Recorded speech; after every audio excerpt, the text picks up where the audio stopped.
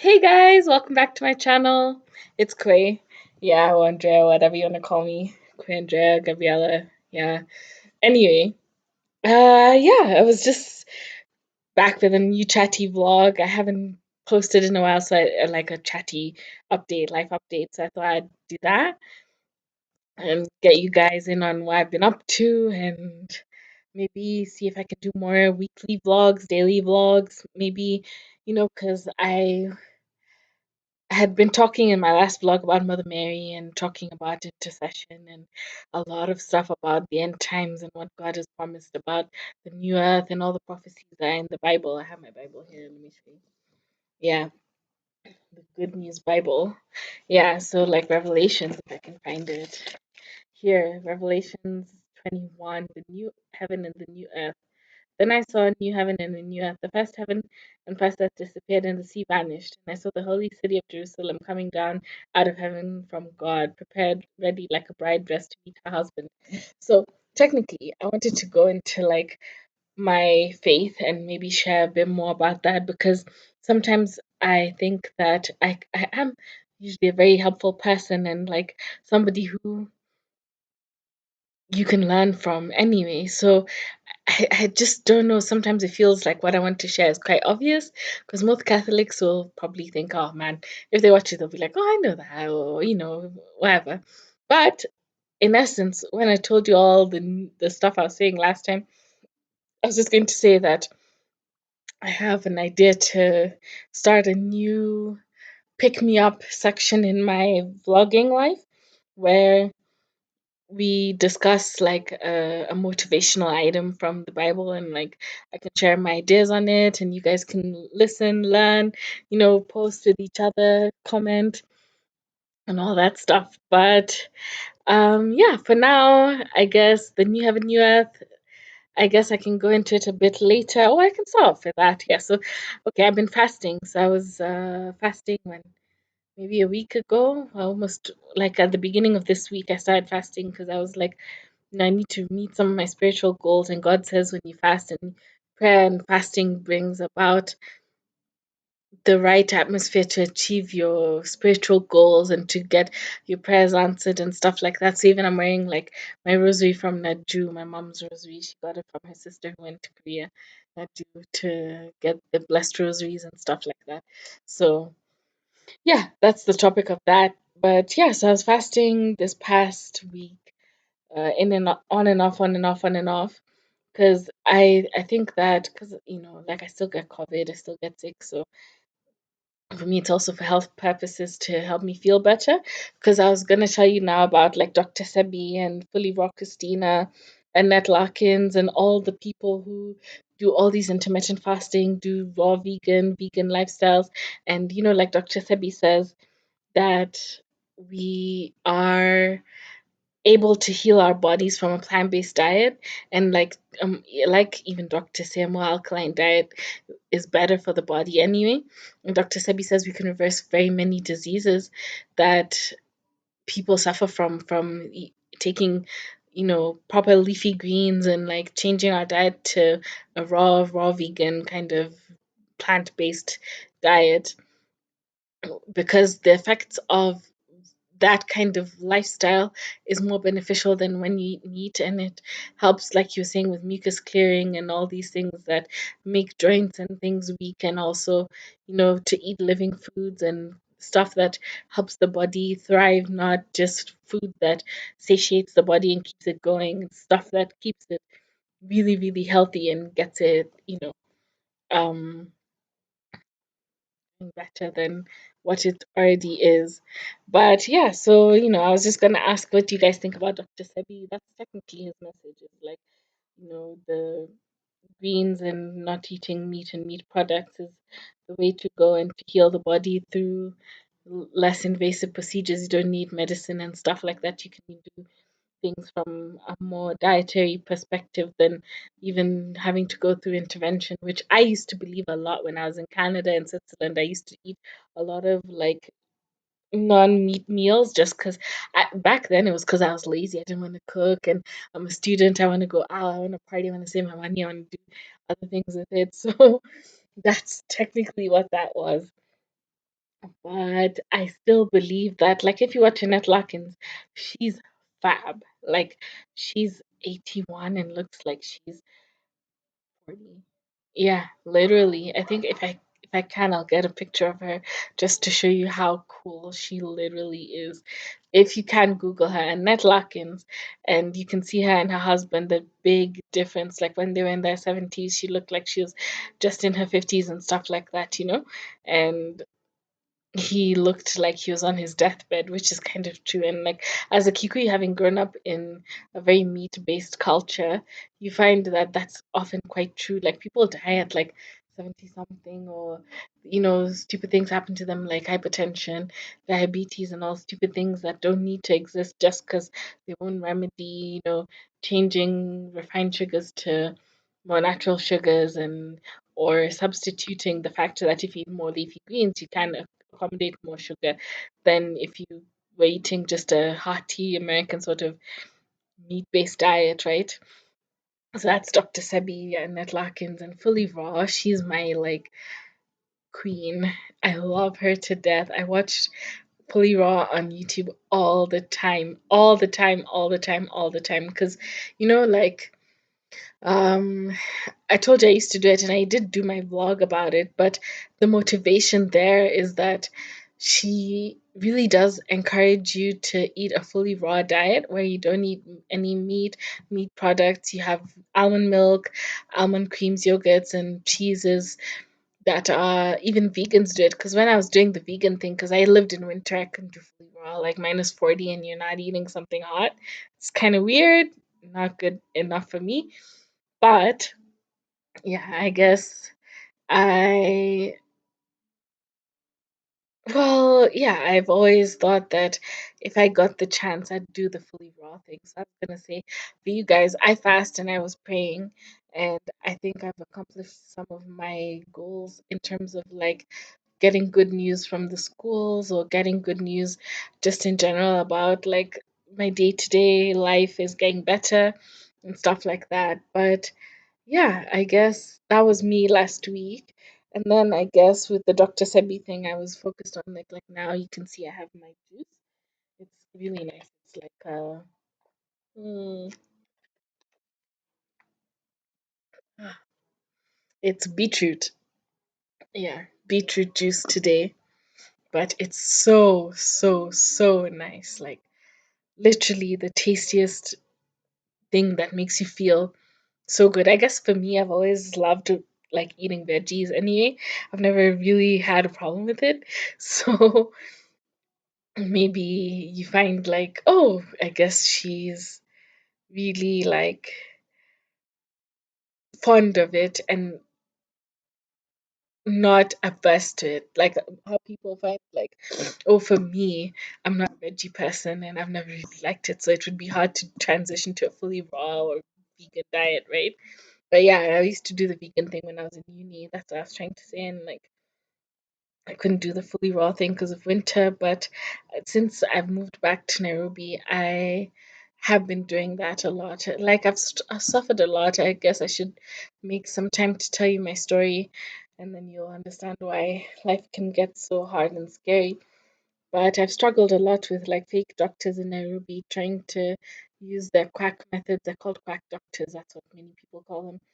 Because they've been trying to say that I'm a mental health patient or that I'm a person who is dying of such extravagant diseases. Like they come up with one thing after the next, even though I suspect it's COVID and they still don't have the right tools to get the medicine and to check the disease properly. So, and in Europe where I get free healthcare, and like going to the public hospital is free and stuff like that.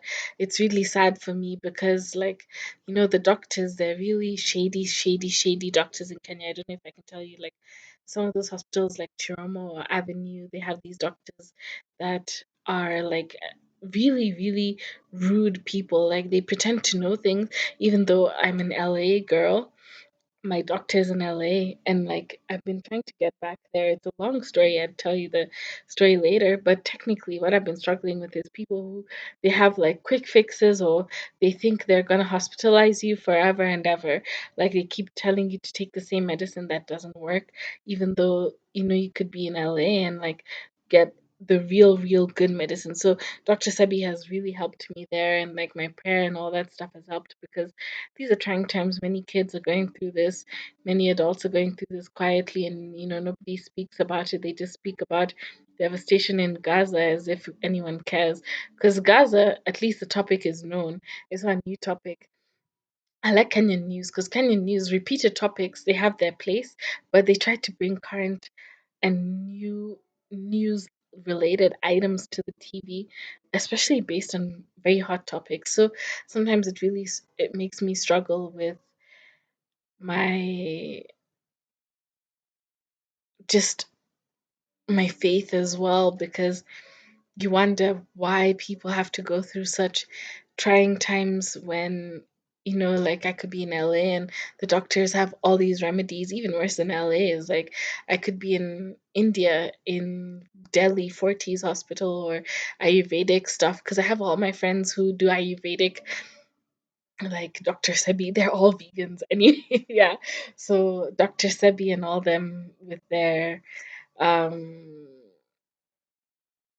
like ideas on natural healing. So that's what I've been focused on, and it really has helped me to like even detox the jabs that I get and the meds that I get that don't seem to be making me better, even though it's not that hard. Vaccines are not that hard to get, right? Well, whatever. So that's been me anyway. Plant-based stuff and like plant-based healing, and I tell you to read into them because they are worth every bit of weight of gold. Their weight in gold, right? They're worth it. They're really worth it. And like I if I could, I'd do it in a heartbeat.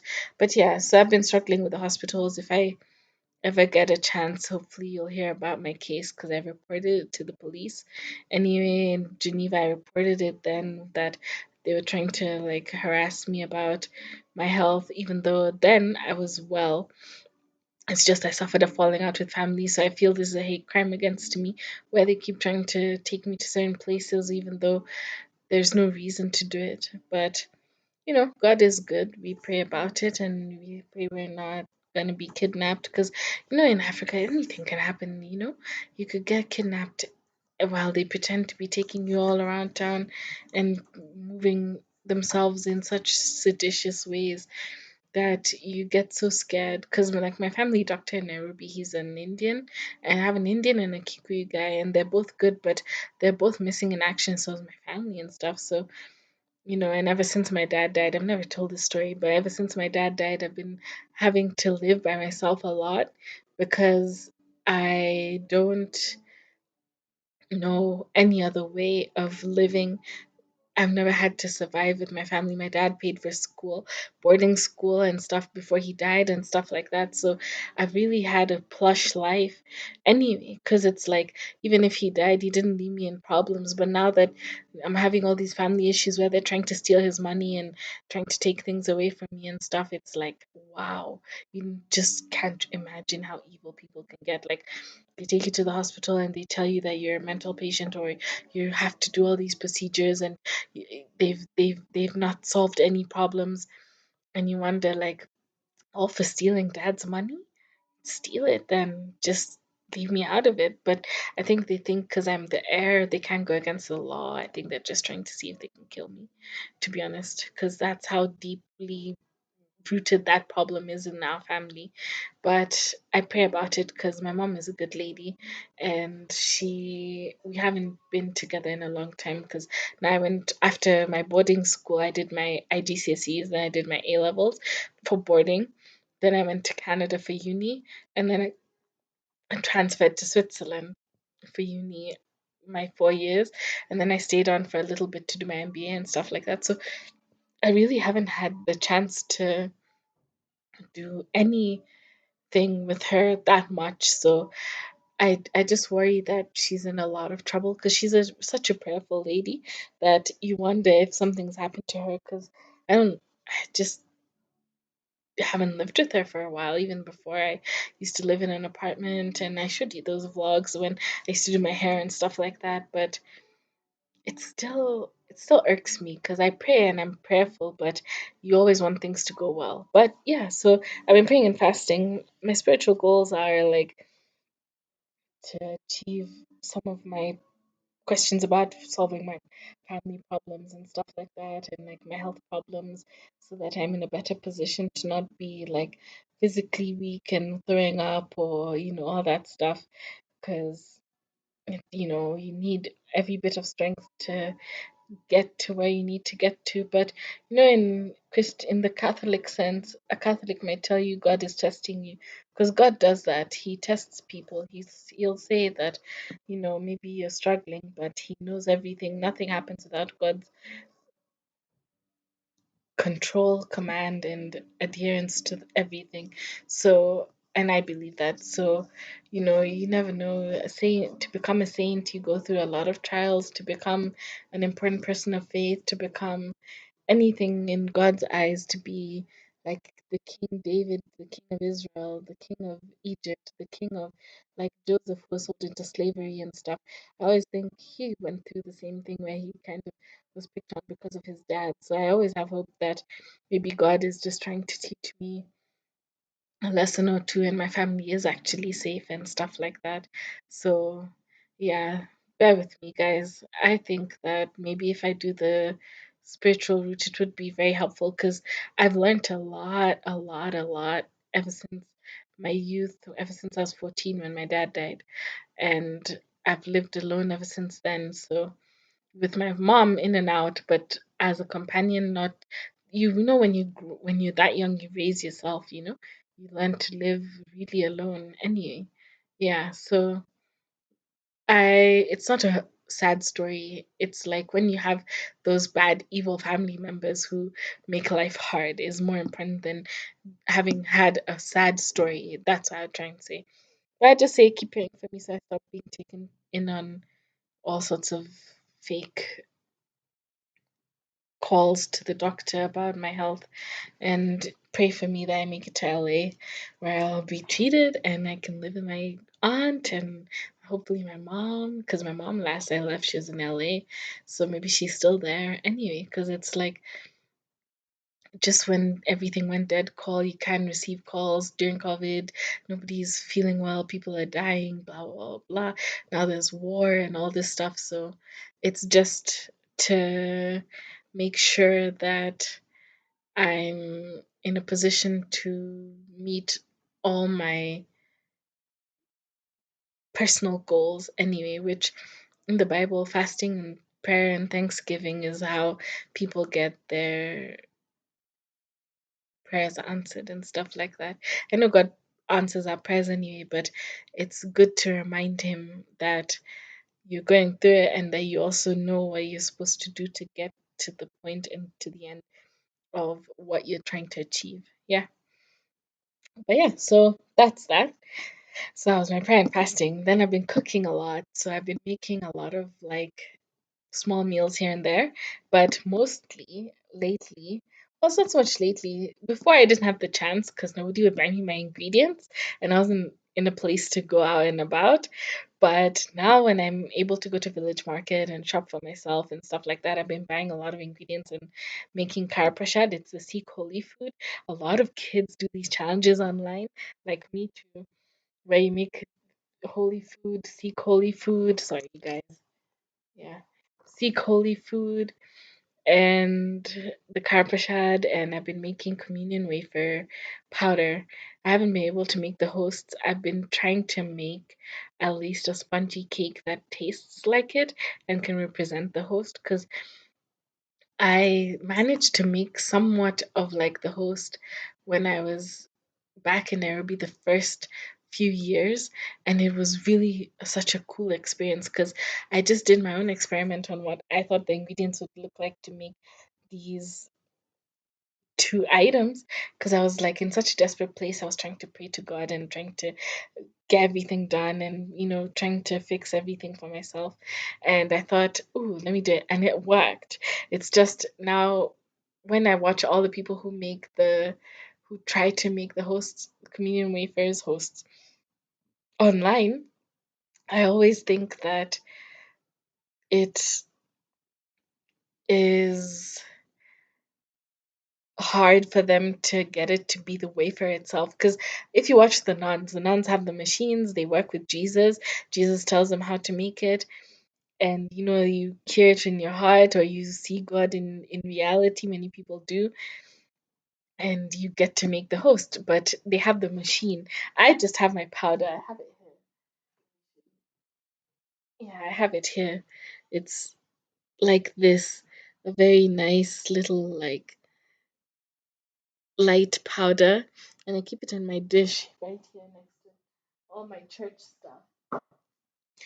And I've been trying to shop the idea to the church because I was like, maybe I can go be a nun and stuff and like help the nuns. Maybe not be a nun in that like it takes effort to be a nun, but help the nuns and stuff. But yeah, so that's what I've been doing and like cooking and making juices and like making what else did I make the other day? Just making food here and there, yeah. But my crapashad is also really nice. It's like very light in color, and like all the kids who make it online and all the big Sikh people who do it, they're always like curious about people making them because many people get challenged to try. And I thought I did a good job, so I've been trying to pray that someone will pick up. Like I used to have a really nice family friend called Mr. Sanjeev. He's really cool. He took me to the Gurdwara. He took me to eat karprashad. He took me for tea at the Gurdwara. And like, well, I told you about the fact that, all those deities exist and God is our supreme God. So we have mercy on the people who are a different faith than us, even though it's not so much a different faith as to not believe in God, right? So yeah, that's what I've been doing in cooking. But yeah, my health update, I told you I'm slightly better. I'm good. I'm just trying to be perfect so that I'm back to like my right weight, my right height, my right everything, just to be good and healthy and ready to take on the world. Because my goals for the future are at least to get a job with a bank. That's what I left Hollywood for. If you see me on the red carpet, there's still me. But yeah, I left Hollywood for the bank because I thought I'm smart. I can get a well paying job and be a really good senior person in the bank. But then, Ebola hit, COVID hit, this and that, and this and that, all these wars and stuff like that. So it's been hard for the bank to give even jobs and stuff like that. But I want to work for UBS in Switzerland. That's why I left my paperwork. And I was hoping they'd give me a call, but they haven't yet. So that's why I wanted it a lot. Either that or to work at HSBC or Goldman Sachs because I did the 10,000 women classes with Leeds University and Goldman Sachs. And I did really well. It's a certificate program or whatever. And I thought that perhaps if I'm lucky, I might be able to get a job with them, even if it's just an internship, just something to start off with. But yeah, that's me for now. That's what I've been up to. And yeah, the Bible, if I can, I'll share daily posts. If not, at least weekly posts is my goal. And if I can, I will share more about hair, makeup, beauty, and all that stuff because I really like all that stuff. And like I told you, like I'm still using the tea tree from Body Shop. It's so nice. It's so nice. It's literally my favorite. So that's what I'm doing. Tea tree, Body Shop. Yeah. Yeah. So keep following. That was me for today. And I guess we'll speak soon. Lots of love, guys. Take care.